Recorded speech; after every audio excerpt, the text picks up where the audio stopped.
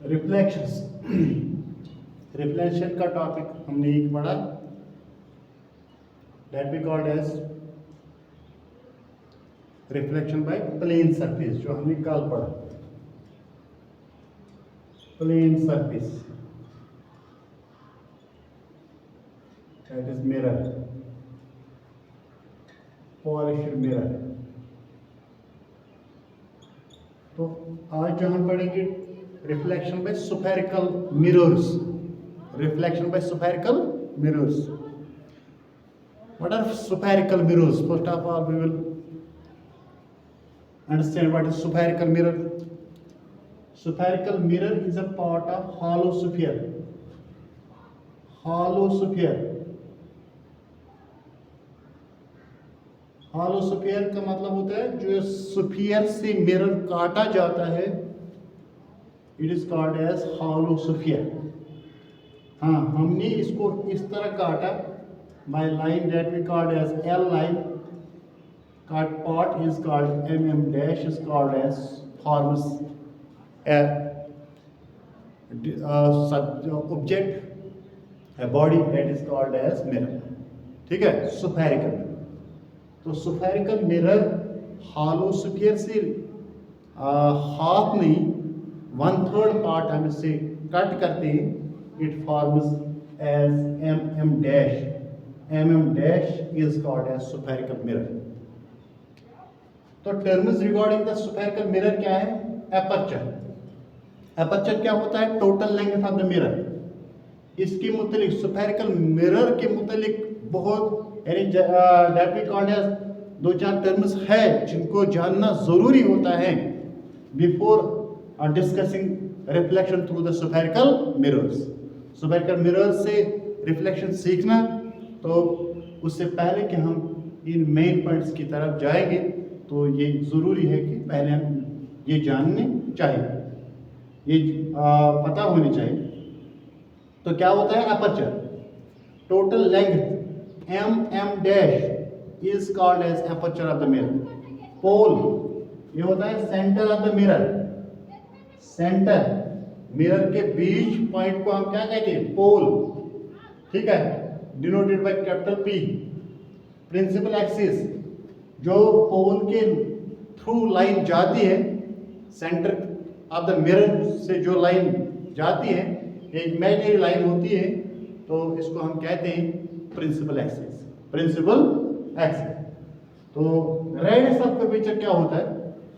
Radius of curvature यही होता है कि जिस सेंटर से, जिस सर्कल से हम ये मिरर कट करते हैं, उसका जो सेंटर होता है, it is called as centre to pole is called as radius of curvature. This is called as R. ठीक है. तो अब यहाँ पॉइंट एक है कि हमें कैसे पता चलेगा जब कि हमें कट पार्ट मिरर का होगा, तो उसका भी हम आर्क पूरा लगाएंगे, सर्कुलर आर्क. उसका बीच वाला सेंटर हम रेडियस ऑफ कर्वेचर मानेंगे. It is denoted bye C and the length is denoted by capital R. Capital R.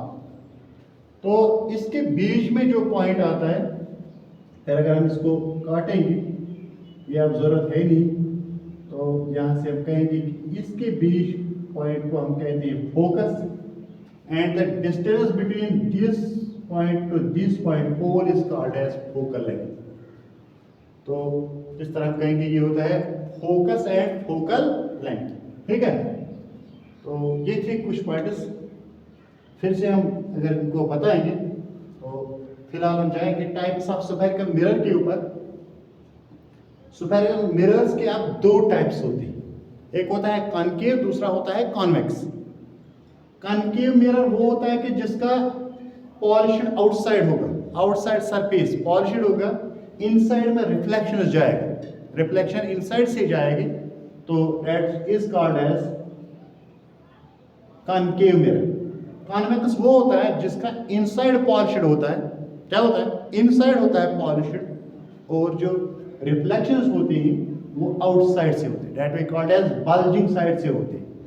Cave side से इसका पॉलिश्ड है तो रिफ्लेक्शन आउटसाइड है, ये वाला है रिफ्लेक्शन आउटसाइड. तो इसको हम कहेंगे कि इधर से रिफ्लेक्शन इनसाइड में होता है तो पॉलिश्ड आउटसाइड, पॉलिश्ड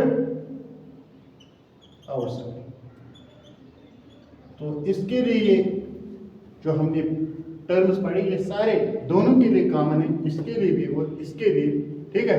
तो इस तरह हम कहेंगे कि ये होता है रिफ्लेक्शन बाय स्फेरिकल मिरर। अभी हमने पढ़ा नहीं, before discussing reflection through spherical mirror we have to know these points, we have to know these points.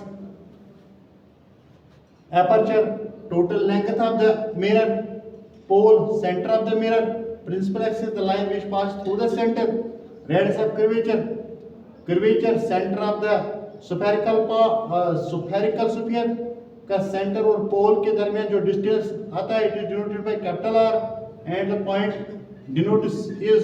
Denoted by C, radius of curvature जिसको हम बोलते हैं सी से डिनोट करते हैं। तो और आता है इसके साथ focal length, that is called as, पहले हम कहेंगे फोकस क्या होता है, पोल और सी के बीच में जो पॉइंट होता है, पोल और कर्वेचर के बीच में जो पॉइंट होता है वो होता है फोकस, और फोकस से डिस्टेंस कितना है पोल तक, it is called as focal length. और ये आ गए दो types of mirrors that we called as concave mirror and convex mirror. Concave means polished outside, reflection takes place inside. Convex means polished inside, reflection will take place outside. That we will discuss tomorrow. ये reflections, ये जो है part, इसमें ये कल आप जाएगा। तो इससे पहले आपको ये जानना जरूरी होता है कि तभी हम reflections through the spherical mirrors study कर सकते हैं, ठीक है।